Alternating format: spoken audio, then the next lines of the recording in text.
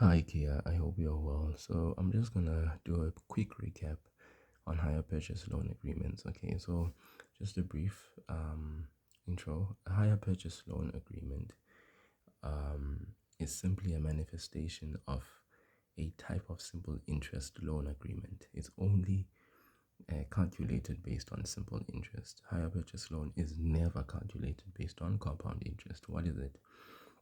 These are loans taken out to buy articles or goods. All right.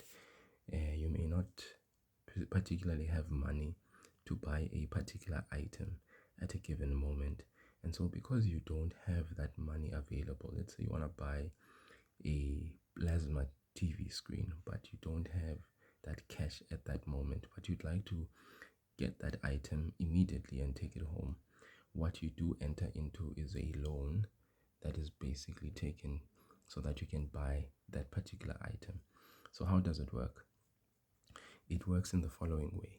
One, first and foremost, what you'd have to do in order to be able to get that TV plasma screen is you need to pay a cash deposit. So, you have to first pay a particular cash deposit. Two, simple interest is then charged on the remaining balance. All right, after you've paid that cash deposit, let's say that plasma television screen is actually, let's say, 80,000. So then maybe the owner will decide that no, pay a 10% cash deposit. So 10% of 80,000 is 8,000. So you pay that 8,000, all right, and then after paying that 8,000, the remaining balance, okay, the remaining balance, which means if you take that 8,000 away, what is then left that you need to still pay is 72,000. On that 72,000, which is the remaining balance, okay, simple interest is then charged on that amount. Okay, then what happens is that interest that is charged on that remaining balance, you basically, the loan is then paid back by equal monthly payments, because based on that simple interest that has been charged on the remaining balance, that becomes the loan amount. But then that loan amount, you don't just pay back that loan immediately.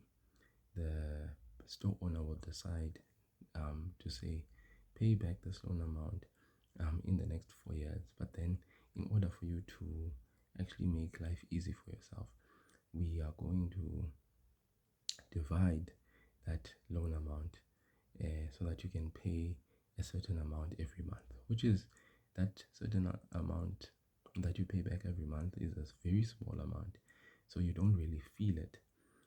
But at the end of the day, you will end up paying above that 80,000 you would have initially paid had you bought that item in cash. Okay, so let's look at an example. So let's say you, Kia, you decide to purchase a bedroom suite for how much? For 28,000. Okay, so take note that that bedroom suite is 28,000. But then, in order to pay for it, you decide to take out a hire purchase loan. By taking out a hire purchase loan, it means that you don't have that 28,000 in cash available at that moment. So you take out a hire purchase loan. What then happens is that the interest on the loan is 14%, which has to be paid for 3 years. Okay, and you decide to pay a cash deposit of 20%, which means you're going to pay a particular cash deposit of 20% of the cash price. So let's look at a few questions that basically can be asked based on this scenario. So firstly, our first question is, how much deposit did you then pay? Remember, you decided to pay a 20% cash deposit. So let's calculate how much is that amount. So in order for us to calculate that deposit, we say deposit is equal to the cash price. Remember, the cash price was how much? the cash price of that bedroom suite, had you had the amount of money to pay, was 28,000. So deposit is equal to the cash price times the percentage of that cash deposit, which is the percentage is 20% over 100. This is a formula that you use to calculate the deposit. Okay, if you are basically given just the percentage and you want the actual amount of the deposit, so you take the cash price, which is 28,000, you times it by the percentage of the deposit times divided by 100. So we say 28,000 times 20 over 100, and this is the amount that we get. We get 5,600. 5,600. Okay, so that is the cash deposit you have to pay in order for you to be able to secure that bedroom suite. Then the next question that is asked is, what is the amount of the loan? Now, in order for you to know what is the amount of the loan, we need to find out what the remaining balance is first and foremost. Remember, you decided to pay a deposit. Now, in order for you to find out what the remaining balance is, you need to subtract the deposit from the cash price so that you can find out what the remaining balance, or what is the amount of money that is still left for you to pay. So you take the cash price, which is 28,000 Rand of the bedroom suite. You subtract the cash deposit, which you had just calculated, right? And you get 22,400 when you subtract. You can punch this into your calculator. Please pause the video when you have to. You can always go back and go and listen to the explanation, or listen to how I got that 5,600. Okay, 28,000 minus 5,600, you get 22,400. Okay, then this is something you need to note now. This 22,400, which is the remaining balance, okay, is the p-value in your simple interest formula. The loan amount is equal to A, which is A is basically the loan amount. Remaining balance is P. Please take note of that. The loan amount is A. The remaining balance is P. Remember, P will always be the remaining balance if there's a deposit that is paid. Sometimes in a hire purchase agreement, a deposit may probably in some cases not be paid. So if there's no cash deposit that is paid, then of course the P amount will then be still the purchase price if there's no deposit that is paid. Okay, but since there's a deposit that was paid, the P value, okay, is the remaining balance. Now, because we know what the loan amount is, we know what loan amount is attached to the simple interest formula. We know what remaining balance is attached to in the simple interest formula as P. Now, to use the simple interest to calculate the loan amount, this is what we do. A, do we know what the loan amount is? No. So question mark, that's what we need to find. P, remember I said P is the remaining balance. If there's cash deposit that is paid, then P is the remaining balance. But if there was no cash deposit that was paid, we would have taken the cash price as the P value. Okay, please take note of that. But because there was a deposit paid, we take P as the 22,400, which is the remaining balance. I is equal to, we know that the interest rate that will be paid, as they had said in the scenario, they said the interest on the loan is 14% paid for 3 years. So we go back there. Interest rate is 14 over 100. Remember, interest rate is always the rate of interest as a decimal number. So we take the percentage, we divide by 100, we get 0.14.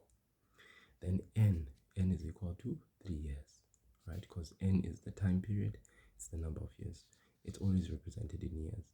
So since we know we have been given that the interest will be paid over 3 years, we write down n is 3 years. Then we write down our formula for calculating final amount for simple interest. A is equal to P brackets 1 plus I times N close brackets. Then we substitute P. Remember, P was 22,400. There it is. Brackets 1 plus 0, 0.14. 0, 0.14 is the interest rate as a decimal number times 3, which is N, 3 years.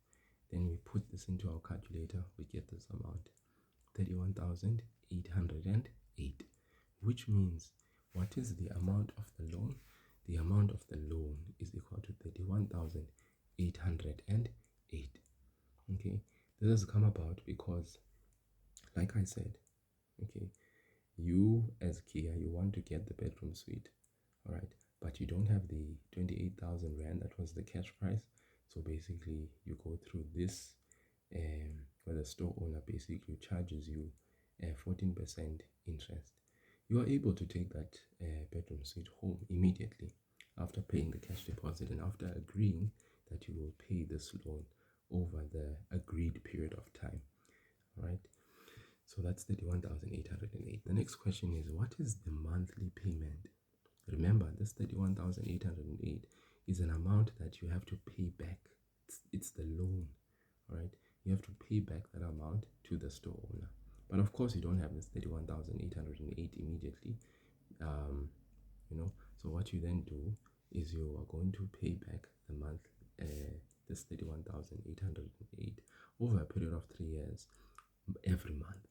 So what we then say in order to calculate the monthly payment is we say monthly payment is equal to, we take the loan amount is 31,808.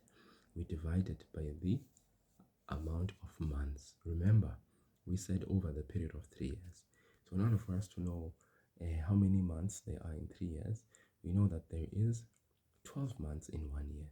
So in 3 years, we're going to say 3 times the 12, we get 36 months. So we take that loan amount which we had just gotten, we divide it by the number of months they are in 3 years, which is 36. So we say 31,808 divided by 36, we get a whopping 883 rand 56 cents. So we need to pay 883 rand 56 cents every month. This will help us as we pay this amount every single month. We will then in 3 years be able to have paid this 31,808, which is the loan amount. And you see this amount, I mean, it's not really that much every single month.